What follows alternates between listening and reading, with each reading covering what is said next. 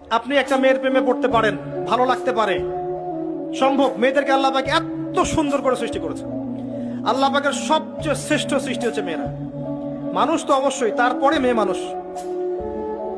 এই নারী আপনার হয় জান্নাতের মাধ্যম হবে, অথবা আপনার জীবনের সবচেয়ে বড় ফিতনা হবে।